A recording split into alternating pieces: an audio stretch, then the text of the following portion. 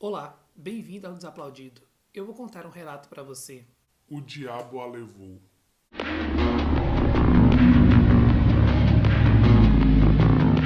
Márcia, a mulher que me conta esse relato, revela que essa história foi contada numa roda de faculdade, nessas que todo mundo junta para contar uma história, e que ela escutou isso de um amigo e que a história é tão ruim que a marcou ela até hoje. Ele revela que isso aconteceu mais ou menos quando ele tinha uns 11 anos de idade, que eles dividiam o quintal com a tia dele, que a mãe dele e o pai moravam no quintal e a tia, que era a solteirona, a tia que não tinha filhos, morava no outro lado, atrás. Essa tia aqui em questão também era madrinha dele, que ele gostava bastante dela, porque era a pessoa que, quando os pais iam trabalhar, era ela que buscava ali na creche e ficava algumas horas até a mãe chegar e preparar ali a janta e terminar o dia, e assim era todos os dias, o que levava os dois a ser bem próximos um do outro. Até que num triste dia, essa tia sofreu um AVC durante a noite e teve que ir correndo para o hospital. Naquela época, se demorava muito da ambulância chegar quando se chamava. Naquela época não, né? Vamos conversar que até hoje em dia, dependendo do setor que você mora, a ambulância demora bastante tempo para chegar. E que eles ali na casa dele, ainda no horário da janta, só escutou o barulho da tia caindo na casa dela e eles correram já com ela pro hospital para tentar fazer alguma coisa, né? Então acabou que ele ficou sozinho nas duas casas, né? Ele ficou sozinho porque a mãe dele falou que o hospital não era lugar para criança, também estava todo muito nervoso com aquela situação. E ele ficou com muita raiva de ter ficado para trás, de ter sido. De ficar sozinho. Por uma parte, ele estava com medo de ter ficado sozinho, e por outra parte, ele estava com muita raiva de não poder acompanhar a tia, e agoniado e angustiado com tudo aquilo que estava acontecendo. Só que o meio que ele encontrou de jogar essa raiva e essa ira para fora não foi o melhor.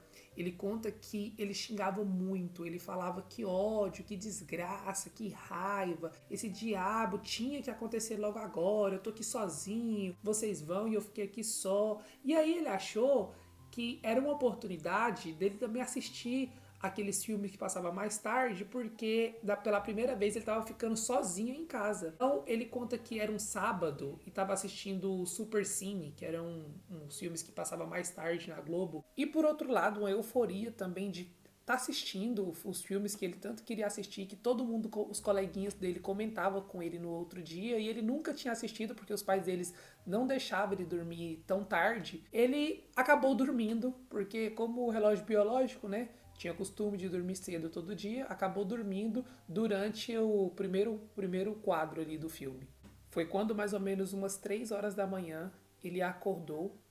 Ele fala que lembra mais ou menos o horário, porque era a única coisa que ele conseguiu enxergar na sala, com a luz da televisão ligada, que marcava mais ou menos umas 3 horas da manhã. E ainda acordando, abrindo o olho ali no sofá, ele escutou uma voz, um gemido muito forte vindo da parte nas costas dele, como se tivesse alguém atrás do sofá. Então ele decidiu ficar quieto porque ele lembrou que já estava sozinho dentro de casa, então que poderia ter alguém ou alguma coisa ali naquele momento. Então ele pensou em continuar fingindo que estava dormindo.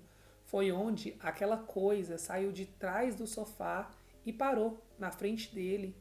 Era um homem muito bonito, loiro dos olhos azuis, ele fala, que agachou de frente para ele no sofá e perguntou. Você sabe quem eu sou? Ele, que nessa altura já tinha até mijado nas calças, respondeu que não sabia quem era.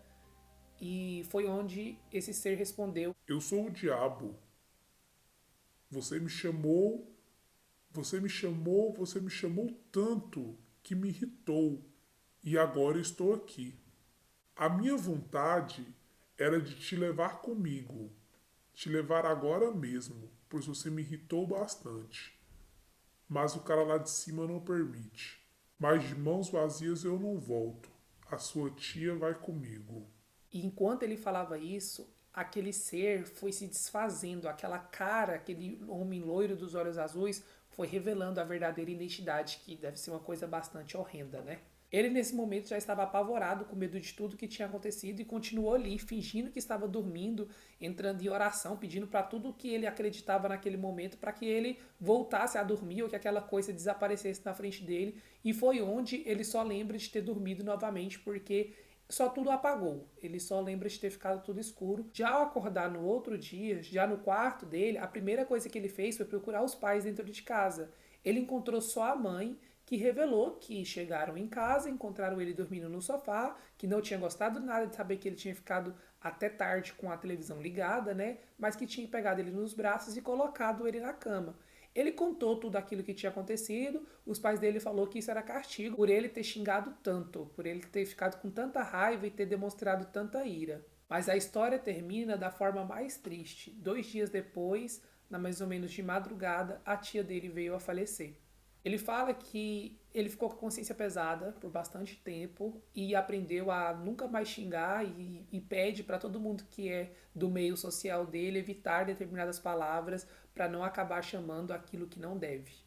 Meus amigos, esse foi o relato de hoje. E você tem o hábito aí de xingar, de usar algum palavrão no seu dia a dia? Eu evito. Eu evito principalmente esses mais fortes, né, como desgraça. Dizem que a desgraça é um espírito aí de uma velha bem estranha. Muita gente que chama desgraça já teve relato. Um dia eu vou trazer um relato da aparição da desgraça para vocês. Mas esse foi o relato de hoje. Se você chegou até aqui, não esquece de deixar o seu like. Muito obrigado por você ter assistido o vídeo até o final. Um beijo e tchau!